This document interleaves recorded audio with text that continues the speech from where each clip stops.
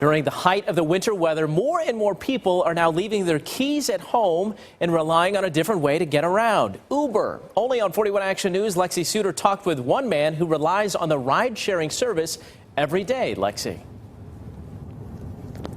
Well, Mike, it seems like kids can't wait to get their hands on their driver's license and be in the driver's seat. But now, more millennials finding it's cheaper to take a ride in the back seat.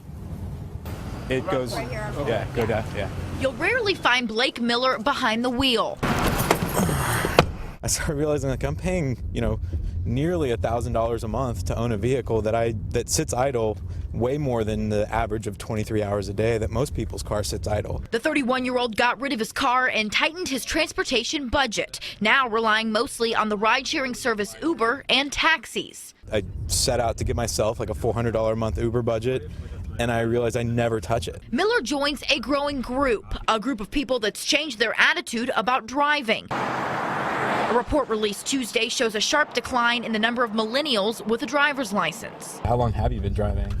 I've been driving for over a year. Uber driver James New says he has experienced a spike in riders, but not just for that reason. I have seen people that would take more rides in the winter. He says more people of all ages are choosing to avoid this mess. People have said, it's too cold, I'm glad you're here, I really don't want to drive. Absolutely. I think not only taking the liability off, but I mean, even myself, I notice that I use it more when the weather's bad. I don't walk as much, obviously.